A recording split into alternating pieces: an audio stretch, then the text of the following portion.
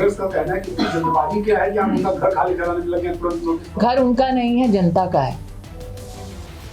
देखिए, कांग्रेस पार्टी इस बात की आदी हो चुकी है कि जैसे अमेठी में गरीब नागरिकों की जमीन हड़पा ली, वैसे ही आज देश की राजधानी में टैक्स पेयर का मकान हड़प लेंगे।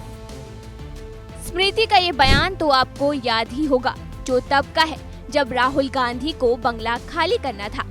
लेकिन हालात ऐसे हो गए कि अब कभी मोदी कैबिनेट का कद्दावर चेहरा रही स्मृति ईरानी का बंगला भी खाली करवा लिया गया।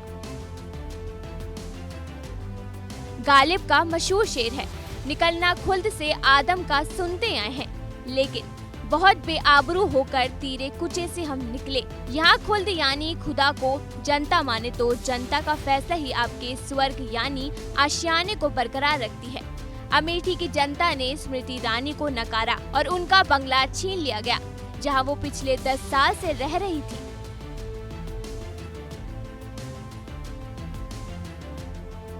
बता दें कि राहुल के सिपाहसलार कांग्रेस के किशोरी लाल शर्मा से अमेठी में करारी शिकस्त के बाद पूर्व केंद्रीय मंत्री स्मृति ईरानी से दिल्ली वाला सरकारी बंगला खाली करवा लिया गया है। उन्हें दिल्ली स्थित 28 तुगलक क्रिसेंट बंगला मिला हुआ था, जहां वो बीते 10 साल से रह रही थी। ये तस्वीरें देखिए, जहां कभी स्मृति ईरानी का नेम प्लेट हुआ करता था, अब हटा दिया गया है।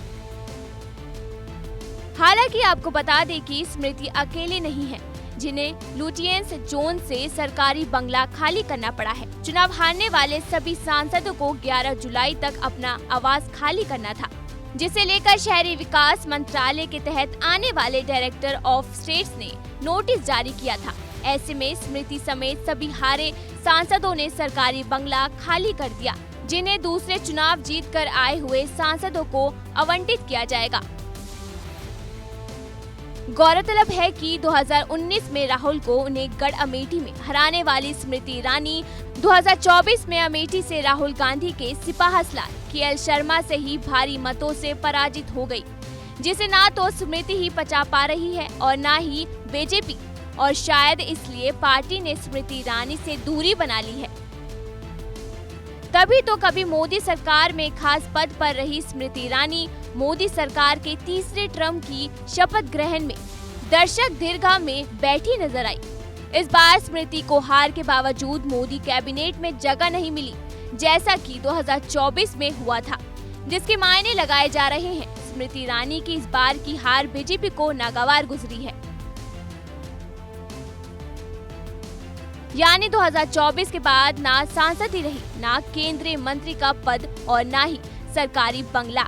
ऐसे में ये भी सवाल उठ रहे हैं कि अब स्मृति ईरानी कहाँ रहेगी? क्या वो अमेठी वाले अपने बंगले में वापस लौट आएंगी, जहां उन्होंने इसी साल 22 फरवरी को पूरे विधि विधान से गृह प्रवेश किया था, या फिर कहीं और? हालांकि लोकसभा चुनाव के प्रचार के दौरान स्मृति ईरानी बार बार कह चुकी है कि वो अमेठी की बेटी है और यहीं रहकर लोगों की सेवा करेंगी। ऐसे में ये भी कयास लगाए जा रहे हैं कि बीजेपी स्मृति ईरानी को संगठन में बड़ी जिम्मेदारी दे सकती है, जिसमें अमेठी भी शामिल हो सकता है। आपको क्या लगता है, दिल्ली से बोरिया बिस्तर बंद जाने के बाद स्मृति ईरानी का अगला ठिकाना कहाँ हो सकता है? ये हमें कमेंट करके बताएं और देश दुनिया की तमाम खबरों के लिए देखते रहिए एबीपी लाइव।